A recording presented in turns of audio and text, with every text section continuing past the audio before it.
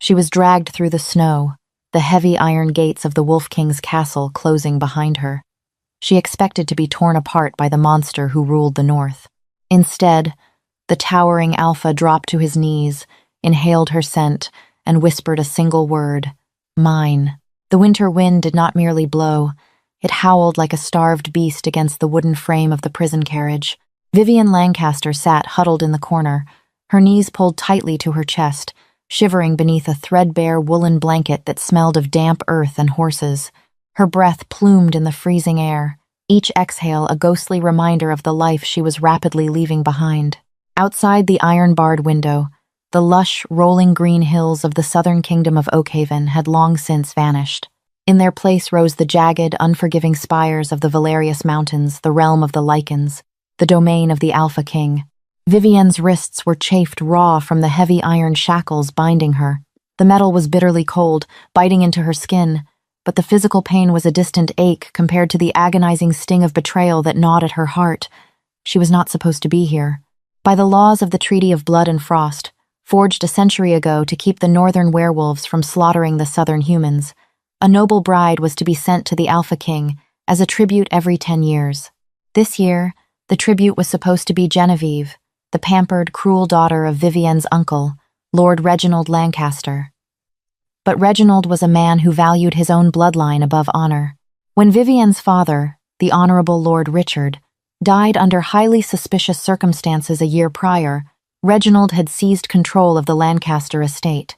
He stripped Vivienne of her titles, dressed her in the rags of a scullery maid, and, when the northern emissaries demanded their tribute, he had dragged his weeping niece from her bed in the dead of night. "You are an orphan and a burden, Vivienne," Reginald had whispered, his fingers digging into her arms as his guards bound her. "The beast in the north will not know the difference between a lord's daughter and a lord's niece. Serve your family one last time. Go and die so my Genevieve might live." And so, she was sent to the slaughter. The carriage jolted violently, hitting a deep rut in the frozen mud. Vivienne slammed against the wooden wall, a sharp gasp escaping her cracked lips. Outside, she could hear the cruel laughter of Captain Royce, the commander of her uncle's guard.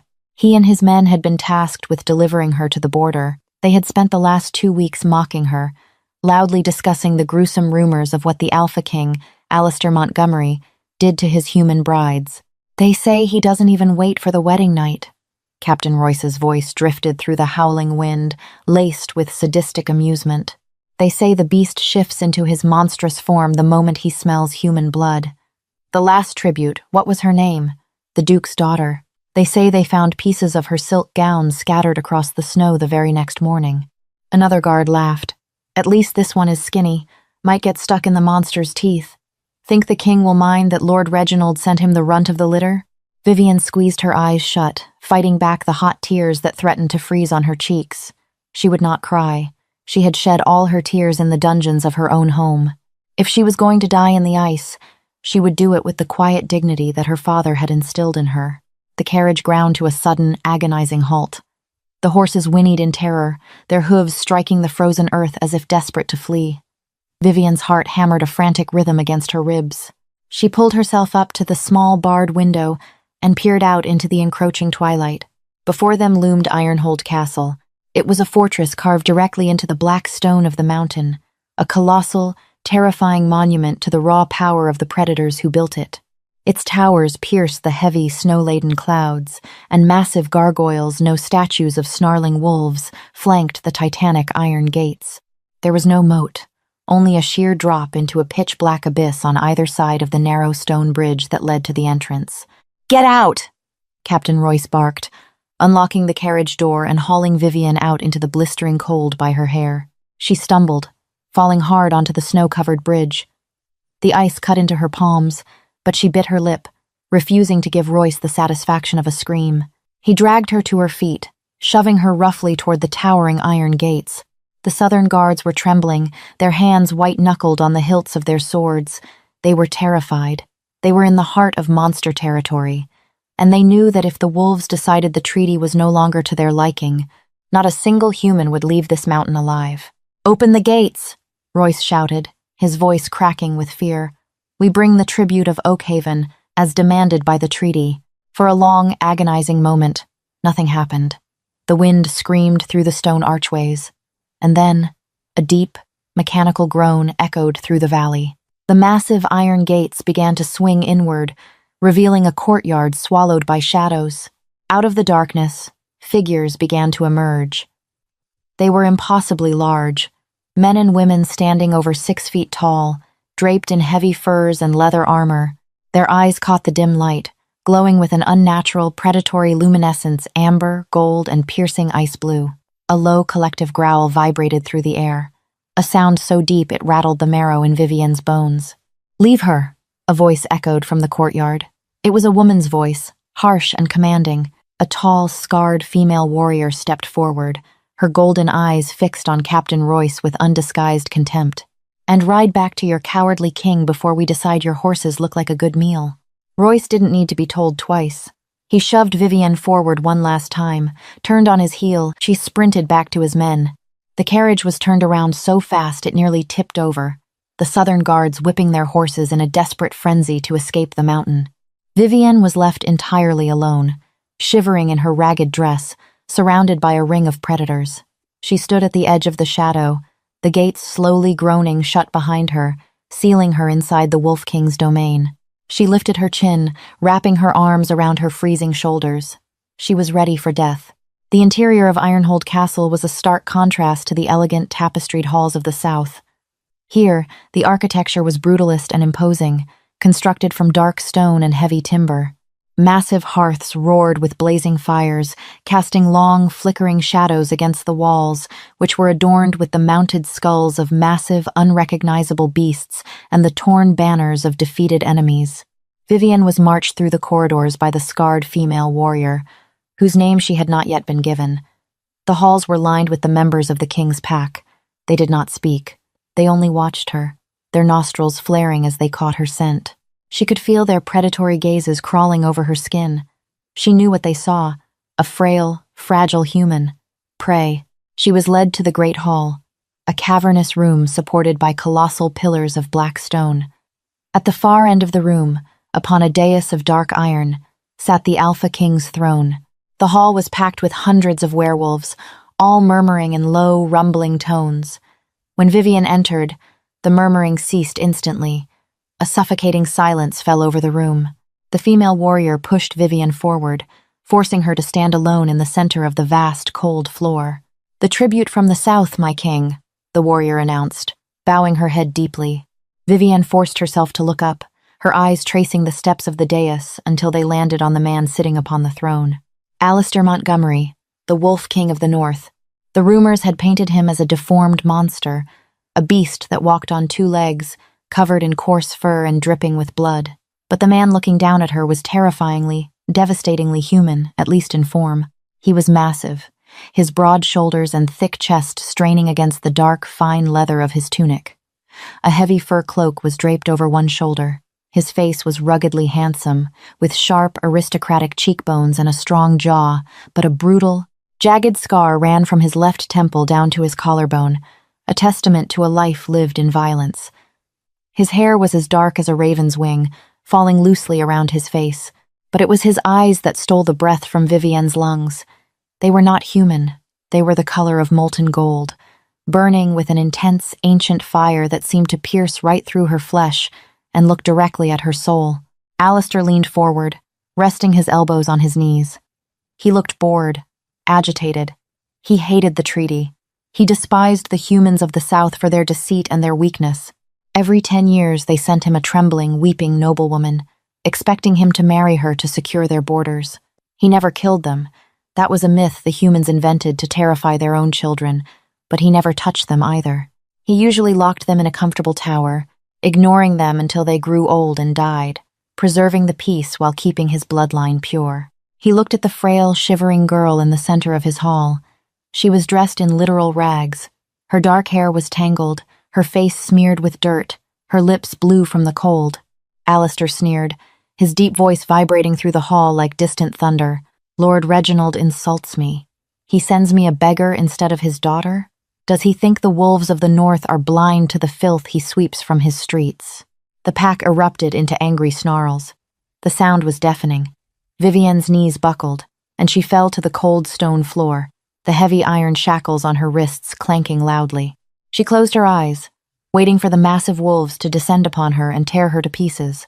On the throne, Alistair stood up. He intended to order his beta to throw the girl in the dungeons until he could decide how to punish the Southern King for this insult. He stepped down from the dais, his heavy boots echoing on the stone as he walked toward her. He was angry.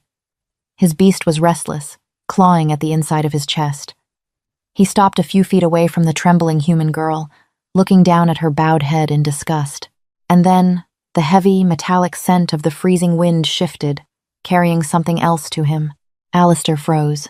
His lungs expanded as he took a breath, and a scent hit him so hard it felt like a physical blow. It was the scent of night-blooming jasmine, crushed pine needles, and sweet, intoxicating honey. It was a scent that bypassed his human logic and struck directly at the primal core of his lycanthrope soul. His golden eyes dilated, the pupils swallowing the irises until his eyes were entirely pitch black. His heart, which beat at a steady, slow rhythm, suddenly exploded into a frantic, violent cadence. The beast within him, usually a dark, controlled shadow, roared to life, violently taking control of his senses. Mate. The word echoed in his mind, ancient and absolute. The moon goddess's decree, the other half of his soul. It was a myth, a legend that most wolves never experienced in their lifetime. To find a true fated mate was the rarest of blessings. To find one in a human in a filthy, shivering, bruised human sent as a sacrificial lamb was impossible. But the beast did not care about politics. The beast did not care about the treaty. The beast only knew that the fragile creature on the floor belonged to him, and she was bleeding. Alistair let out a sound that terrified even his most hardened warriors, a deep, guttural, vibrating rumble that shook the dust from the rafters. The pack instantly dropped to their knees, baring their necks in absolute submission to the overwhelming, suffocating wave of alpha aura that exploded from their king. Vivienne whimpered, curling herself into a tighter ball, waiting for the killing blow. Instead, she heard the heavy thud of Alistair dropping to his knees on the stone before her. The heat radiating from his massive body was like a furnace. Large, calloused hands, surprisingly gentle, reached out and grabbed the thick iron chains binding her wrists. With a sickening crunch of metal, Alistair snapped the iron shackles as if they were made of brittle clay. He tossed the chains aside. Vivienne gasped, finally opening her eyes. The Alpha King was mere inches from her face. His chest heaved. He reached out, his large fingers trembling slightly as he brushed a tangled lock of hair from her dirt-streaked cheek. He leaned in, burying his face into the curve of her neck. Vivienne stiffened, her heart stopping, entirely convinced he was about to rip her throat out. Instead, he inhaled deeply, his nose dragging against her freezing skin. He let out a ragged, possessive sigh that sent a shockwave of heat straight to her core. When he pulled back, his eyes were glowing brighter than the sun. He looked at her not with hunger for flesh, but with an absolute, terrifying devotion.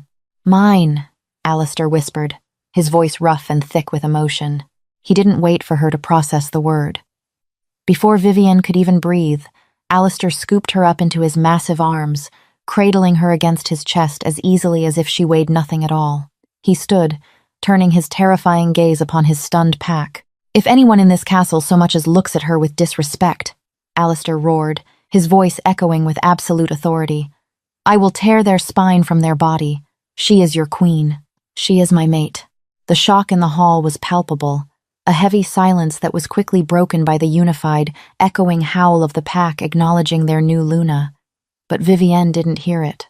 The warmth of Alistair's body, combined with the sheer, overwhelming terror and exhaustion of the past weeks, finally took its toll. Her vision went black, and she fainted in the arms of the monster, who had just claimed her as his soulmate. When Vivienne awoke, the biting cold of the Valerius Mountains was gone. She found herself buried beneath layers of unbelievably soft furs, lying upon a massive bed draped in rich crimson velvet. A roaring fire crackled in the stone hearth, filling the room with the comforting scent of cedar and wood smoke. It was a chamber fit for an empress, a jarring contrast to the bloody dungeon she had expected. The heavy oak door creaked open, and Vivienne scrambled backward, pulling the furs up to her chin. The scarred female warrior from the courtyard entered, carrying a silver tray laden with roasted meats and fresh bread. "You are awake," the woman said, her tone unexpectedly gentle.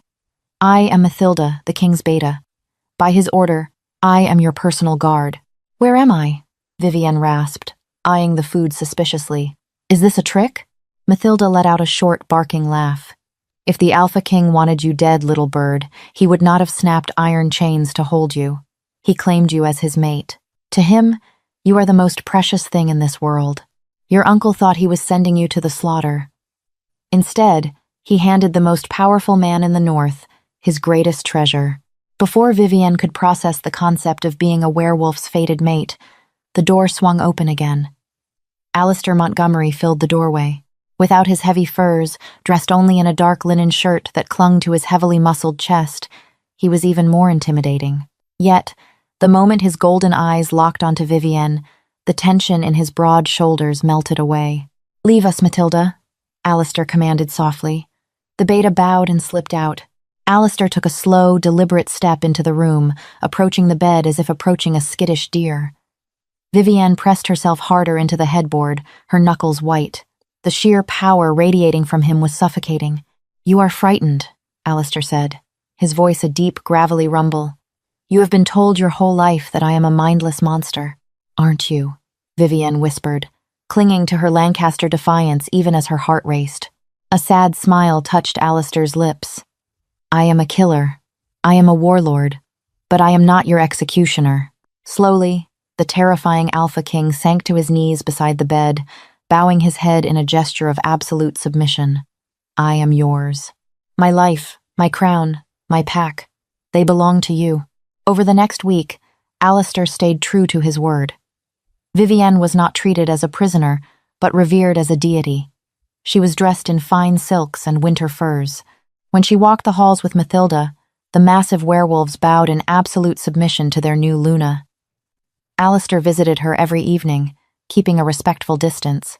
He brought her ancient books, taught her northern history, and spoke to her as an equal. The terror gripping Vivienne's heart began to thaw, replaced by a blossoming, undeniable warmth. But a golden cage is still a cage, and not all wolves welcomed a fragile human queen. Lord Cassius, a massive, grizzled pack elder, despised humans. He remembered the old wars and the burn of silver. To Cassius, a human Luna meant a weak bloodline and the eventual downfall of Ironhold. The betrayal happened on a crisp afternoon.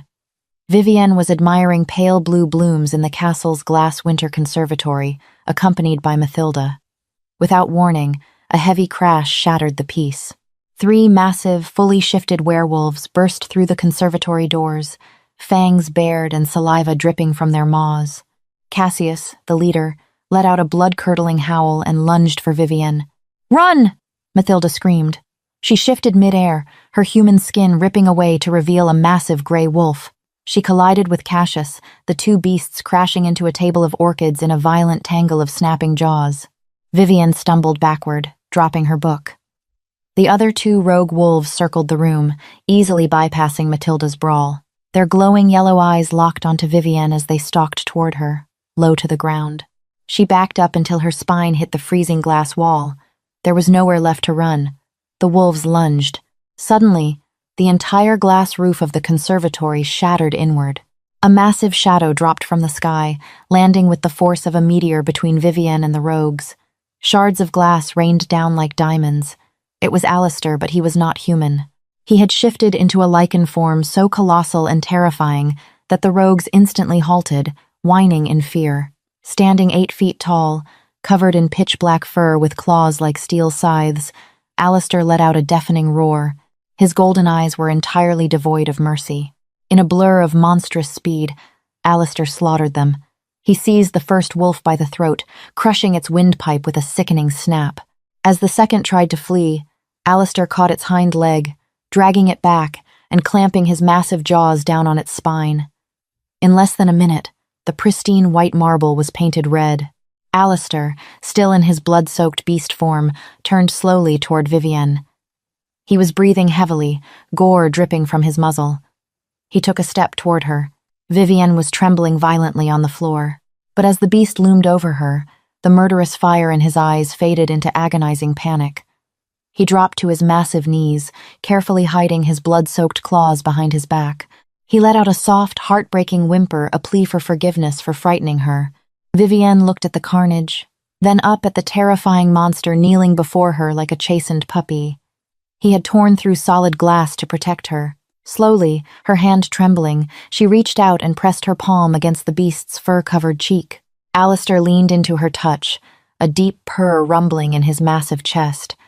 In that moment, Vivienne knew the truth. He was a monster, yes, but he was her monster. The blood on the conservatory floor was cleaned, but the shift in Ironhold Castle was permanent. Word of the Alpha King's ruthless defense of his human mate spread through the Valerius Mountains like wildfire. Any remaining whispers of dissent among the pack were silenced. Vivienne was no longer seen as a fragile southern tribute. She was the Luna, chosen by the moon goddess, protected by the king's own claws. In the weeks that followed, the terrifying king of the north showed Vivienne a tenderness she had never known. He taught her the history of his people, sitting with her for hours by the roaring hearth in his private library. He showed her maps of the snowy tundra, tracing the borders of his vast kingdom with a calloused finger. And, most importantly, he gave her back her voice. When she spoke, Alistair listened with an intensity that made her heart race. He did not treat her as a subordinate or a delicate flower. He treated her as his equal. But the peace of the frozen north was a fragile thing, easily shattered by the greed of the south. 300 miles away, in the lavish, sun-drenched capital of Oakhaven, Lord Reginald Lancaster realized his fatal mistake. Spies from the border outposts had brought back impossible news. The Alpha King had not slaughtered the girl in rags. He had crowned her. Reginald was consumed by a cold, paralyzing terror. He knew that once Vivienne solidified her power, she would tell the king the truth about her stolen inheritance and the suspicious death of her father, Lord Richard. The Alpha King would descend upon Oakhaven with an army of immortal beasts, and Reginald would be ripped to shreds. Desperation breeds treacherous lies. Reginald demanded an emergency audience with King Frederick Alden, the aging and paranoid ruler of the Southern Kingdom. Reginald fell to his knees before the throne, weeping mock tears, and delivered a masterfully crafted fabrication. "My king! The beasts of the north have broken the treaty of blood and frost," Reginald cried out, his voice echoing through the grand hall. "I sent my beloved daughter Genevieve as tribute, but the monster rejected her. He kidnapped my poor niece Vivienne, dragged her into the ice, and now holds her hostage. He is gathering his packs. The Alpha King plans to use her capture as an excuse to march on our lands and slaughter us all."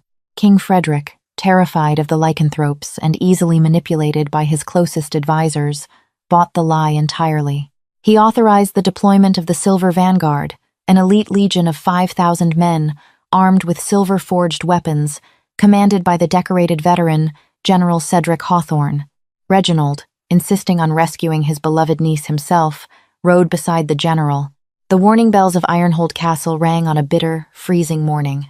Vivienne was in the war room, standing beside Alistair at the massive obsidian table when Mathilda burst through the heavy oak doors, her chest heaving. "My Alpha!" Mathilda gasped, dropping to one knee. A southern army marches through the frozen pass. They bring siege engines, ballistas loaded with silver-tipped bolts. They are flying the banners of Oakhaven and the Lancaster crest. Vivienne's blood ran cold. Reginald. Her uncle had not come to rescue her. He had come to silence her before the truth could destroy him. Alistair's golden eyes flared with a lethal, blinding light. The air in the room grew heavy, suffocating under the weight of his sudden, overwhelming fury. His jaw clenched, the muscles in his neck ticking as his beast clawed at the surface. "They dare bring silver to my borders," he growled, the sound vibrating through the stone floor. "They dare march on my home." He turned to Vivienne, his massive hands gently gripping her shoulders. The murderous rage in his eyes softened for a fraction of a second as he looked at her. "Mathilda will take you to the underground catacombs. You will be safe there. I will break their lines and paint the snow with your uncle's blood." "No," Vivienne said. Alistair blinked, stunned. "Vivienne, silver is lethal to us. It is not a place for—" "I said no, Alistair," Vivienne interrupted, her voice steady, ringing with an authority she hadn't known she possessed. She stepped out of his grip and moved toward the balcony overlooking the courtyard, where hundreds of werewolves were already shifting, their roars shaking the foundations of the castle. She turned back to face the Alpha King. She was no longer the shivering girl in rags. She wore a tailored gown of deep crimson velvet, a thick cloak of black wolf fur draped over her shoulders, and a necklace of northern iron resting against her collarbone. "My uncle is using my name to justify this war," Vivian said, her dark eyes flashing with fierce determination. "He manipulated King Frederick. If you slaughter that army, you will be confirming every lie Reginald told them. It will start a war that will last for generations, and your people will die." Alistair stepped closer, towering over her. "What would you have me do, little bird? Let them breach the gates?" "No," Vivienne said, lifting her chin. "I want you to let me speak to them. General Cedric Hawthorne is an honorable man. He was my father's oldest friend. If I can show him the truth, the vanguard will stand down." "It is too dangerous," Alistair rumbled, his wolf rejecting the idea of putting her anywhere near the enemy. Vivienne reached out, pressing her hand over his hammering heart. "You told me this pack belongs to me. You told me I am your Luna. Let me protect our people." Alistair looked down at the fierce, beautiful woman who held his soul in her hands. The beast within him whined in protest, but the king recognized the absolute strength of his queen. Slowly, he nodded. "We ride together. If they fire a single arrow, I will tear the general's head from his shoulders." The snowy plains of the Valerius Valley were a sea of gleaming steel. 5,000 Southern soldiers stood in perfect formation, their breath rising in thick white plumes against the freezing air. At the front of the lines, massive ballistas were loaded with heavy bolts of pure silver, aimed directly at the towering iron gates of the Wolf King's fortress. General Cedric Hawthorne sat upon his armored warhorse, his face grim beneath his helmet. Beside him, Lord Reginald Lancaster practically vibrated with nervous energy, his eyes darting toward the terrifying statues flanking the bridge. "Give the order, General," Reginald hissed, pulling his fur-lined cloak tighter around his neck. "Tear the gates down. We must rescue my niece before the beast devours her." General Hawthorne raised his hand, preparing to signal the artillery. Suddenly, the mechanical groan of the massive iron gates echoed through the valley. The vanguard instantly drew their swords, the sound of 5,000 blades sliding from their scabbards ringing like a death knell. The soldiers braced themselves, expecting a horde of monstrous, bloodthirsty beasts to pour out from the darkness. Instead, a single, massive, black direwolf emerged from the shadows. It was the size of a draft horse, its eyes burning like molten gold, radiating an aura of power so intense that the southern horses whinnied in terror and stepped back. But it was not the Alpha King's monstrous form that caused General Hawthorne to freeze. It was the rider. Seated upon the massive beast's back, her posture perfectly straight, was Vivienne Lancaster. She wore no armor, only the rich, heavy furs of northern royalty. Upon her head rested a delicate crown of woven dark iron and winter sapphires. She looked ethereal, untouchable, and undeniably alive. Behind her, the king's vanguard marched out 200 lichen warriors in their human forms, moving with terrifying predatory grace, halting directly behind their queen. Mathilda stood closest, her hand resting on the hilt of a massive broadsword. "Hold your fire!" General Hawthorne bellowed, lowering his arm rapidly. "Hold!" Reginald's face drained of all color. He stared at his niece, his mouth opening and closing like a suffocating fish. "It's a trick," he stammered, panic rising in his throat. "The beast has bewitched her. Shoot her. Shoot the monster she rides." "General Hawthorne!" Vivienne's voice rang out, clear and sharp, carrying across the frozen expanse. She slipped gracefully from Alistair's back. The massive black wolf stepped forward, pressing his side against her legs in a protective stance, his chest rumbling with a low, continuous growl that shook the earth beneath the soldier's feet. General Hawthorne spurred his horse forward a few paces, his brow furrowed in deep confusion. "Lady Vivienne, your uncle claimed you were taken by force, that you were tortured. We came to bring you home to Oakhaven." "My uncle is a liar and a traitor to the crown," Vivienne declared, her voice never wavering. She pointed a steady finger directly at Reginald. "He did not send his daughter as tribute. He stripped me of my titles, bound me in iron, and sent me here to die, hoping to erase the true Lancaster heir." Murmurs of shock rippled through the front lines of the vanguard. "Lies!"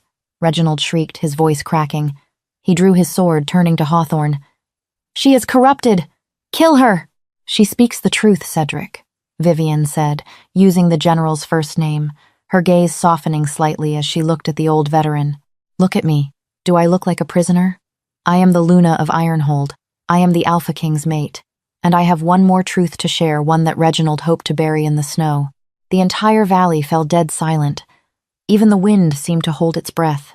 My father, Lord Richard, did not die of a sudden fever, Vivian announced, her voice thick with suppressed grief and righteous anger. Arthur Pendleton, the estate's apothecary, confessed to me in secret before I was dragged away. Reginald paid him with Oakhaven gold to slip nightshade into my father's wine. Reginald Lancaster is a murderer, a usurper, and he has used the king's army to cover his tracks. General Hawthorne's face went rigid. Richard Lancaster had been a brother to him on the battlefield. Slowly, agonizingly, Hawthorne turned his head to look at Reginald.